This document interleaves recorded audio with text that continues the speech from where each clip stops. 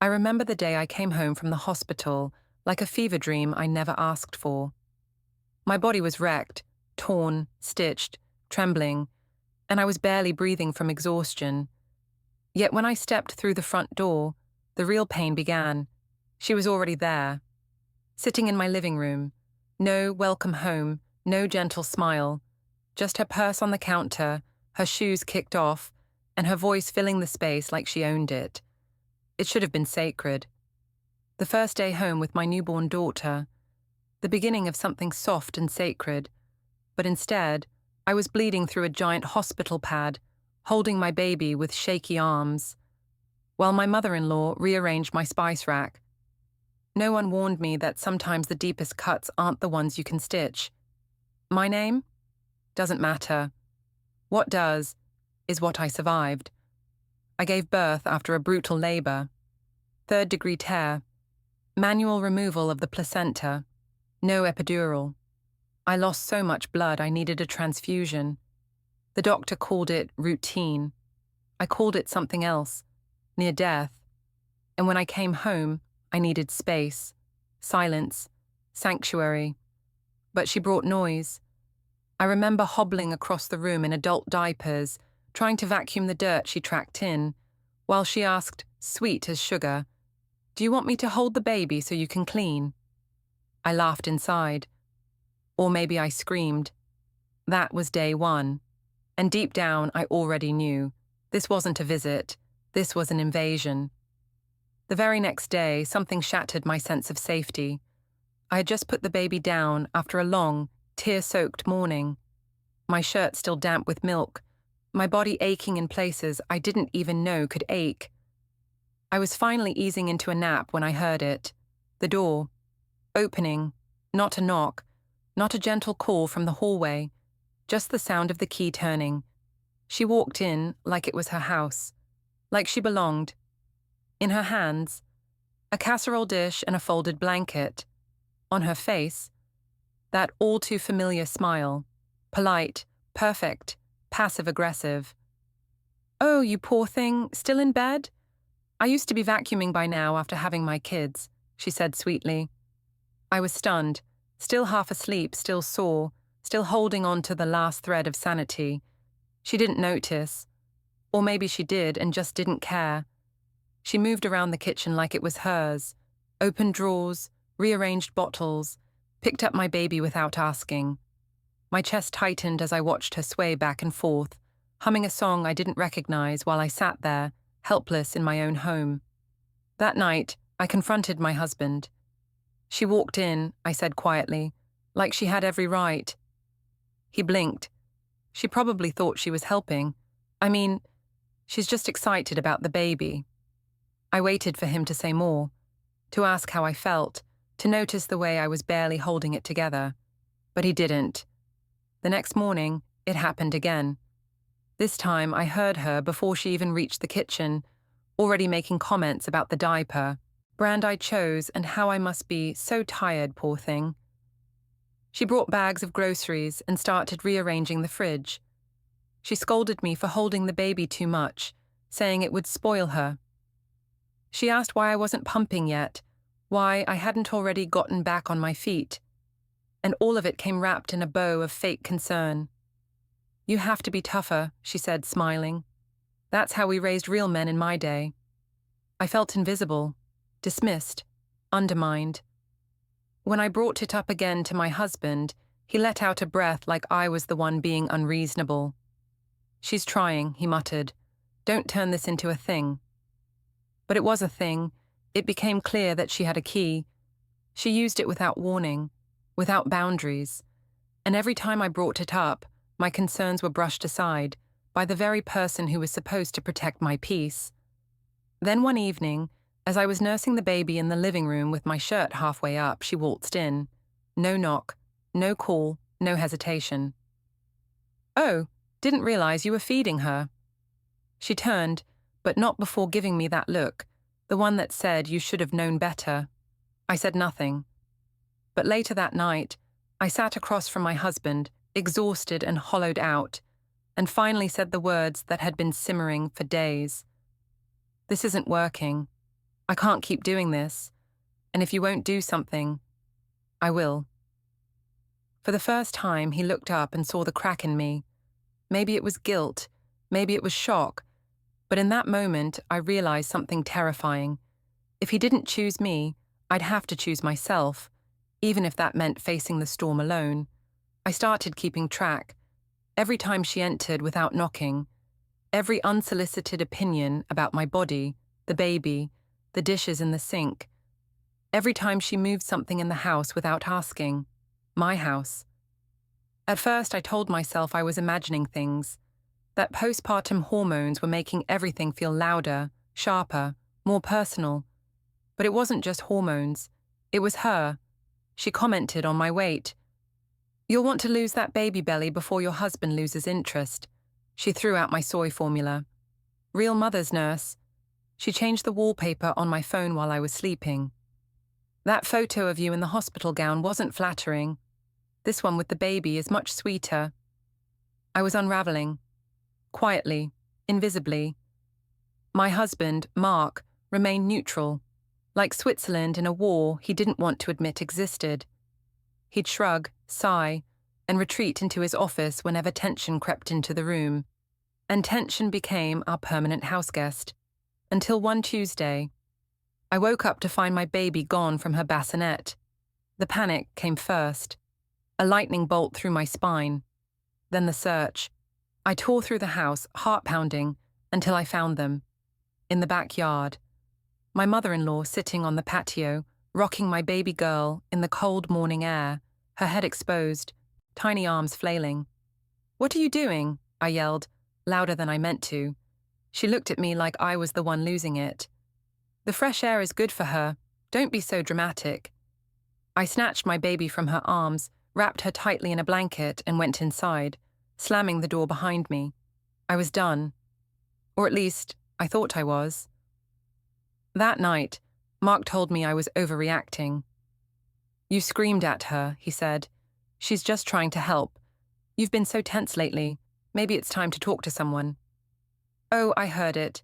Clear as a bell. You're the problem, not the woman who enters uninvited, not the woman who undermines my every move as a mother.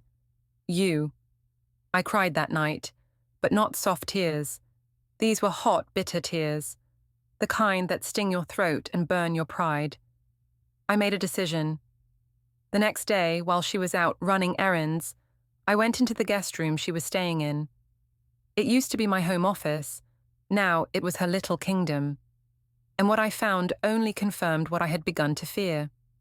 Drawers filled with baby clothes, some I'd never seen before.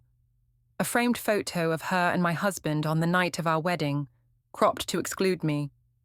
A copy of The Baby Whisperer, bookmarked at a chapter called "When the Mother Gets It Wrong."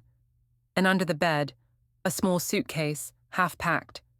My skin crawled. She wasn't visiting, she was nesting. She had moved in, silently, strategically.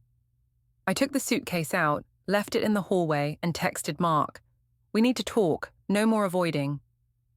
That evening, when he walked in and saw the suitcase, he didn't ask who it belonged to. He just stared at it for a long time. "She's your mother," I said, voice trembling, "but I'm your wife, and I'm the mother of your child. If you can't set boundaries, then I will. But make no mistake, this house isn't big enough for her control and my sanity." He was silent, but silence, I realized, was no longer a safe space. It was a weapon, a wall, and I wasn't going to live behind it anymore. That night, something in me broke. Not the loud, explosive kind of break, but a quiet, definitive snap. I had just finished feeding my daughter. She was finally asleep. My body ached in places I didn't know could ache. And yet, it wasn't the pain that kept me awake. It was the voices. Not mine. "Heron," she said. "She just needs rest," she said. "I know how to handle newborns," she said. "She's emotional right now. Don't take it personally." And he had listened. Not to me, to her. That realization didn't come as a scream. It came like a whisper that wrapped itself around every memory since childbirth. Every time she entered my space. Every time she commented on my parenting. Every time she smiled at him, like they were the team, and I was the outsider. I stared at the baby monitor, then at the hallway where their voices had once filled the space I called home, and for the first time I let myself ask a question I had pushed away for too long. What if he never saw it? What if the man I married, gentle, kind, devoted, was so caught in his mother's gravity that he'd always choose diplomacy over discomfort, peace over protection, her over me? I didn't want to believe it, but the facts didn't lie. She had shown up again and again, with her casseroles and her guilt and her unsolicited advice. And instead of telling her no, he had told me to be patient. And the thing is, I had been. I had swallowed every comment. I had smiled through every insult. I had shrunk myself for the sake of keeping the peace. But peace built on silence is just a quiet war. That night, I walked into the living room where he sat scrolling on his phone. I didn't scream. I didn't cry. I just stood there and said, "We need to talk." He looked up slowly, the weight of my voice breaking through whatever screen he had been hiding behind. I think part of him knew this wasn't just a talk. This was the reckoning. "I don't feel safe in my own home," I began. "Not because of strangers, but because of someone we let in, over and over again without my consent." He tried to interrupt. I held up my hand. I let it go when she showed up unannounced. I let it go when she picked up my baby without asking. I even let it go when she made me feel like the problem in my own postpartum recovery. I paused. He said nothing. She walked into the most fragile chapter of my life and made it about herself. And you didn't stop her. You asked me to understand her, to bend for her. And every time I bent, I lost a little more of myself. His face was pale. "I didn't know." "No," I whispered. "You didn't want to know." Silence. That heavy, dreadful kind. He looked down, and for the first time in weeks I saw it, the flicker of guilt, not the defensive kind, the genuine kind, the kind that says, "I've failed you." "I thought keeping the peace meant keeping her happy," he finally said. "And I thought being a good wife meant keeping quiet," I replied. The baby stirred in the monitor, a soft sound, grounding us both. "We're not doing this anymore," I continued. "If you want to be a father, our child needs a mother who feels safe, not invaded, supported, not undermined." He nodded, slowly, then with more certainty. "I'll talk to her." "No," I said. "We will." That moment wasn't a full resolution. It wasn't a movie ending with hugs and apologies. But it was the shift, the place where lines were no longer suggestions. The night I stopped being afraid of conflict and started fighting for my peace. Because that's the twist they don't tell you about motherhood. It doesn't just change your body, it changes your threshold for tolerance. And mine had been crossed. The next morning, everything looked the same. But I wasn't. The dishes were still in the sink. The baby's bib still hung on the back of the chair. The sun poured through the window just as it always had, but for the first time in a long while, I felt present. Awake. He stood quietly by the kitchen counter, coffee in hand, eyes watching me, with a mix of apology and hesitation. I knew he was waiting, for a cue, for forgiveness, maybe even for instructions. But this time, I didn't offer either. "I called my therapist this morning," I said, not as a statement but as a declaration. "I'm starting sessions next week." He nodded slowly, and I continued. "And I also wrote your mom an email." That made his eyes widen. "An email?" "Yes, I need things in writing now," I said gently but firmly. "So there's no room for misinterpretation or excuses." He stayed silent, and I appreciated that, because this wasn't an argument. It was a boundary setting, a survival instinct. I didn't write to hurt his mother. I wrote because I needed her to understand, clearly and permanently, that I was no longer available for passive-aggressive comments, pop-in visits, or undermining whispers masked as concern. I told her I appreciated the help she had intended to offer. But that help cannot come at the expense of my mental health, my parenting, or my marriage. I ended it with, "You are welcome in our lives, but only if you respect mine." Then I looked at him again. "This is the part where you decide whether you stand beside me or behind her." He looked away for a moment, then back at me. "I didn't know how much it cost you, how much of yourself you gave up just to keep things calm." "I know," I whispered, "but now I do. And I won't go back to pretending it doesn't matter." The baby cried softly in the next room. I turned, picked her up, and held her close. Her warmth against my chest reminded me why this decision had to be made, not just for me, but for her.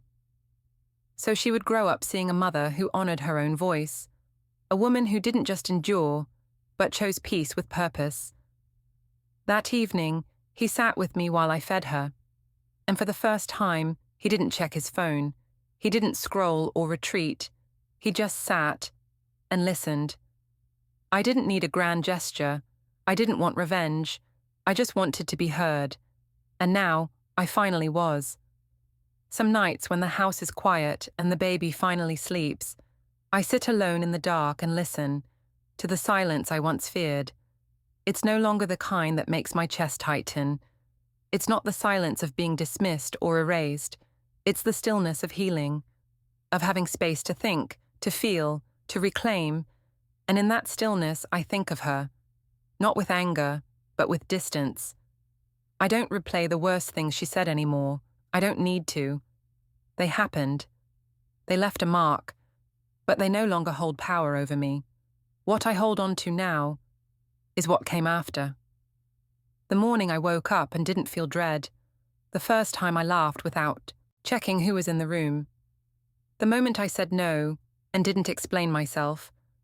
Those were milestones too. Just quieter ones.